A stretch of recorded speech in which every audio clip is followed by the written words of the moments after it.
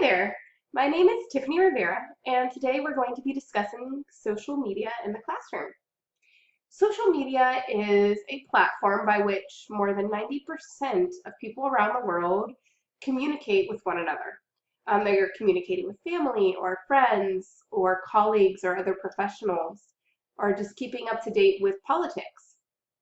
And now the question is whether or not we should use it in our classrooms. There are many different platforms to consider whenever looking into social media, such as Facebook or Twitter or Instagram. There's Snapchat. There's many others.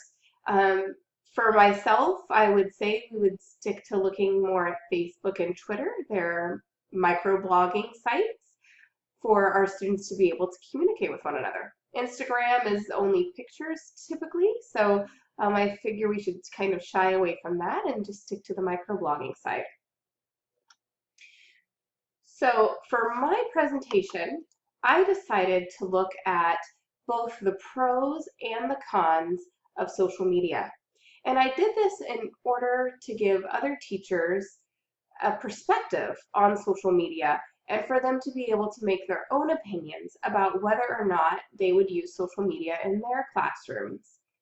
Myself, before I did this research, I did not think that social media was appropriate in the classroom. I do not allow my own son to use it. He's 14 and going to be a freshman this year because I didn't feel that it was appropriate. But after doing my research, I have changed my mind, and maybe you will and maybe you won't. So now let's get started on the pros of social media in the classroom. Some of the pros of social media are it does allow for collaboration. Now I know that we are already having our students collaborate amongst themselves in the classroom, but this allows for a deeper collaboration.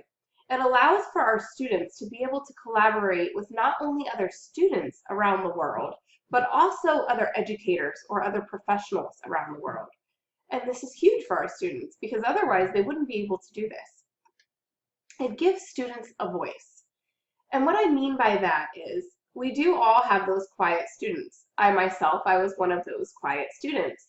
And we need to give them an outlet to be able to express themselves. And what a better way to differentiate than using social media as a platform for them to be able to go on and do their assignments. They won't feel shy to speak up. They'll be able to write in their answers without the fear of judgment or criticism. It taps into our students' world. And I feel like as educators, that is one of the biggest things we're trying to do is to be able to reach as many students as possible. And by getting into social media, it allows for us to be able to enter the world that they're living in. Because whether we like it or not, 59% of kids before the age of 10 are using social media and have social media accounts. That's a huge number. That's a big population of our classrooms that are already using social media accounts. And by us using social media to be able to educate them as a tool, we're entering into the world that they live in, that they're enjoying every day. It gives teachers the opportunity to teach appropriate use of the social media as well. And this is important for us because we know that our students are already using these social media outlets, but how are they using them? Are they using them for cyberbullying? Are they speaking up when they see other students doing cyberbullying? This gives us the opportunity to be able to approach those subjects. It also gives them the opportunity to connect with people from around the world. Like I said earlier, they're not only going to be collaborating with other students, they'll also be able to collaborate with other professionals or possibly have a virtual field trip where they're communicating with or have pen pals where they're communicating with people in Africa or China. And that's really amazing for them. That's a great way to engage our students. And that's another way that social media is a pro. Another one of the pros of social media is them being very engaged in what they're doing. And what better way to engage our students than to have them discussing things and learning about other cultures from kids from around the world. And they feel more as a part of a community with those kids in Africa or the kids in New York. And they also feel a bigger sense of community with their classmates as well because they are having this constant communication with each other, which they wouldn't have otherwise. It teaches students how to communicate via social media as well. Like I said earlier, most of our students will already have social media accounts, but this will teach them the proper ways and positive ways of being able to communicate via social media.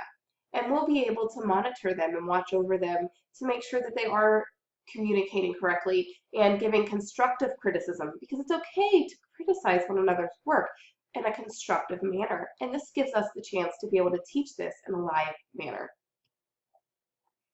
Next, of course, is the cons. When there's pros, there's always cons to everything. So one of the cons is this can be distracting. We know that already that social media and cell phones are distracting in the classroom. And whenever we are incorporating social media into our curriculum, this does allow for a bit more of a distraction. But if we can minimize that distraction by not allowing them to have their cell phones out in class, but they're able to use the social media only as an educational tool when on an iPad or a computer, we're able to minimize that distraction. Now, there is a possible conflict between teachers and parents. As I said earlier, I was very reluctant to social media with my own child before I did this research. I'm not going to be the only parent who feels that way. So there is going to be a possible conflict between parents and teachers.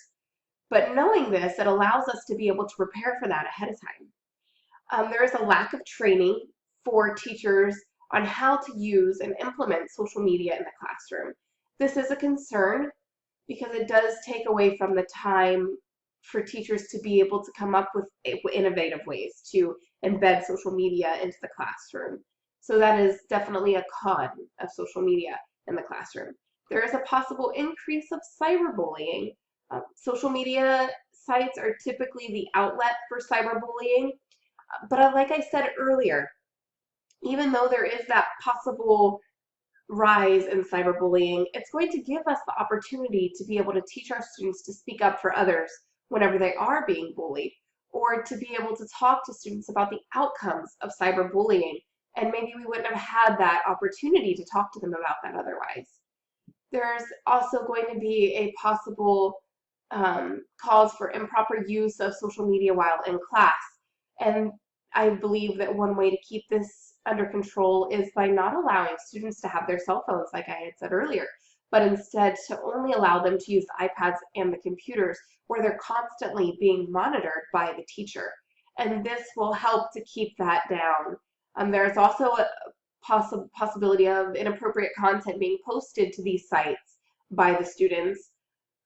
But if we're monitoring them, and whenever we do see something like this happen, we approach it in a manner to where that we're able to explain to the students why they can't post those types of things or what the outcome could be, that's giving us an opportunity to be able to teach them more about appropriate use of social media.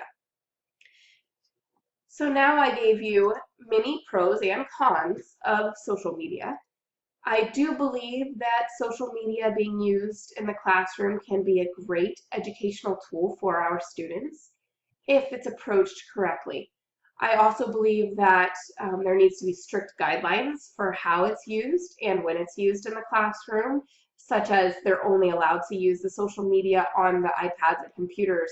The teacher sets up the account for the students. On Facebook, you're allowed to set up groups. So the teacher can have her own personal Facebook, but also set up her work Facebook for her as an educator. And then she can assign groups to each of her class where they're only in that group for Facebook, and she can create the accounts for the students. And she can also do that for Twitter as well. I hope you all enjoyed this presentation. It was a pleasure speaking with you all, and I hope you have a great day.